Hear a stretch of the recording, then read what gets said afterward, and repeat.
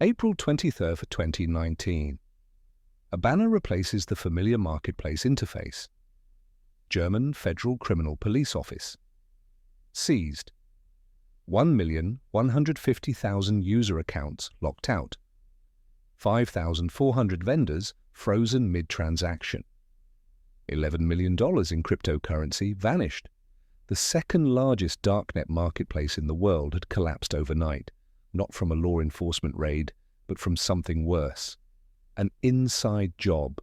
The administrators had stolen everything. Rewind to 2016. Somewhere in Germany, 3 men began constructing what would become Wall Street Market, a hidden service accessible only through the Tor network, invisible to traditional web browsers. Thibaut Lucy, 22, a computer programmer from Kleve. Jonathan Kaller, 29, from Stuttgart. Klaus Martin Frost, 31, from Würzburg. They built a sophisticated e-commerce platform in 6 languages, English, German, French, Italian, Spanish, Russian, designed to facilitate transactions that couldn't happen in daylight. The business model was elegant in its simplicity. Vendors paid to list products, buyers placed orders, and the marketplace held funds in escrow until both parties confirmed the transaction. Wall Street Market took between 2% and 6% commission on every sale. The products: cocaine, heroin, methamphetamine, fentanyl. Also, fake passports, stolen credit cards, hacking tools, malware. Everything the surface web refused to host. By early 2019, prosecutors estimated that over 60% of transactions involved narcotics. The rest was fraud, identity theft, and digital weapons. This wasn't a back-alley drug deal, it was Amazon for the underworld. The rise.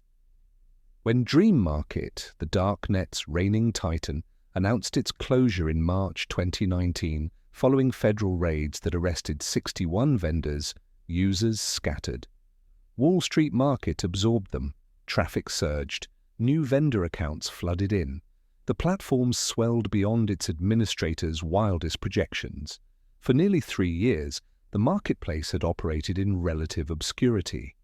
Now it stood at the center of global darknet commerce, a digital bazaar processing millions in cryptocurrency weekly, connecting buyers in America with suppliers in Europe, Asia, South America.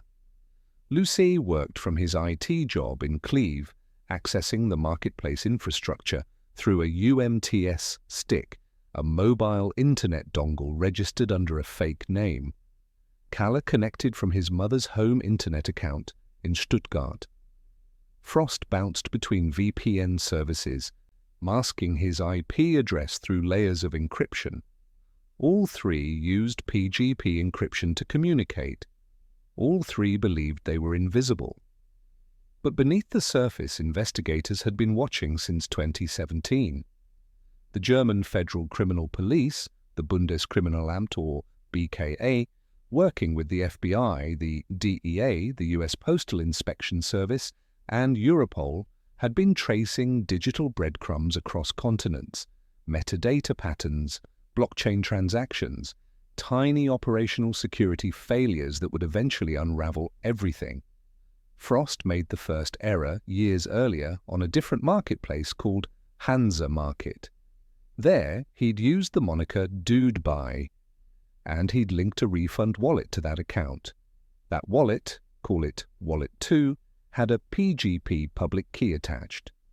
The same PGP public key appeared on Wall Street Market, tied to an administrative account called The One. A equals B, B equals C, A equals C. Investigators cross-referenced the blockchain. Wallet 2 sent funds to Wallet 1, which then used a commercial mixing service, a tool designed to obscure the origin of cryptocurrency by blending it with other transactions. But the US Postal Inspection Service had proprietary software that could demix transactions. They followed the money through the blockchain's indelible ledger, tracing it back to an account registered to Martin Frost using the email address klausmartin.frost redacted. Klaus Martin Frost had just tied himself to both Hansa Market and Wall Street Market. Lou Say's mistake was simpler. His VPN disconnected. For a brief window, his true IP address was exposed to the Wall Street Market infrastructure. The BKA tracked the IP to a UMTS stick registered under a fake name. Then they deployed electronic surveillance measures to physically locate the device. Between February 5 and 7, 2019, the UMTS stick pinged from two locations, Lou Say's residence in Cleve and his workplace, an IT company where he worked as a computer programmer. When authorities searched him later, they found the stick in his possession. Caller's VPN never failed, but his mother's internet connection became his undoing. Investigators noticed a pattern. An IP address registered to Caller's mother accessed VPN provider number 2 within similar timeframes as administrative components of Wall Street Market's server infrastructure. The correlation was circumstantial, but enough for investigators to dig deeper. Under interrogation, Caller admitted he was the user. April 16, 2019. Wall Street Market suddenly entered maintenance mode. The announcement was vague. Technical issues with the Bitcoin server. Buyers couldn't withdraw funds. Vendors couldn't access escrow accounts. Behind the scenes, the three administrators began transferring millions in cryptocurrency from escrow into wallets they controlled. Approximately $11 million in Bitcoin, Ethereum, and Monero stolen from the very users who had made them rich. Some estimates place the figure closer to 30 million. This wasn't a hack. It wasn't a server failure. It was theft. An exit scam.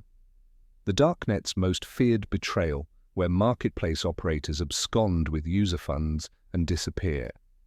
Then came the blackmail. A moderator on Wall Street Market, using the handle med3l1n, began sending direct messages to vendors and buyers. The demand, 0.05 Bitcoin, roughly 280 ETH, in exchange for silence. Pay, or he would forward their details, real names, addresses, order histories, to law enforcement. Many users had made the mistake of sharing unencrypted personal information in support tickets. Now that information was leverage. Brian Krebs, the cybersecurity journalist, received one such message. Make it public and things going to be worse. You know what I am talking about, Krebs. The moderator behind med3l1n was later identified as Marcos Paulo de Oliveira Anibale, a 29-year-old Brazilian who had served as Wall Street Market's public relations representative and dispute mediator. Investigators connected him to his offline identity through years-old forum posts and photographs he'd left scattered across the internet. April 23, 2019. 7 days after the exit scam began, German federal police raided 3 locations across southern Germany: Lou Say's home in Kleve, Caller's residence in Stuttgart, Frost's location in Würzburg. Authorities seized servers, hard drives, and evidence spanning years of operations. They confiscated €550,000 in cash, approximately $615,000. They recovered Bitcoin and Monero wallets containing millions. In Los Angeles, federal agents arrested 2 major suppliers who had trafficked methamphetamine and fentanyl through the marketplace, seizing $1 million in cash, weapons, and drugs. The timing of the raids wasn't coincidental. Investigators had been building the case for nearly 2 years, but the exit scam forced their hand. If they waited, the administrators might successfully launder the stolen cryptocurrency and vanish. The exit scam became fresh evidence, proof of conspiracy to launder monetary instruments, distribution of controlled substances, and fraud. The very act of stealing from their users sealed their fate.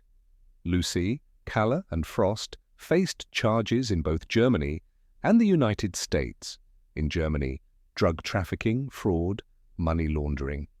In the United States, conspiracy to launder monetary instruments, distribution, and conspiracy to distribute controlled substances. De Oliveira Anibale was arrested and charged in Sacramento, California, with federal drug distribution and money laundering. German prosecutor Georg Ungefuck confirmed that Wall Street Market had been at least the second largest darknet marketplace in the world at the time of its seizure. U.S. Attorney McGregor W. P. Scott issued a statement. The prosecution of these defendants shows that even the smallest mistake will allow us to figure out a cybercriminal's true identity. We are on the hunt for even the tiniest of breadcrumbs. The case demonstrated what investigators had known for years. Perfect anonymity is a myth.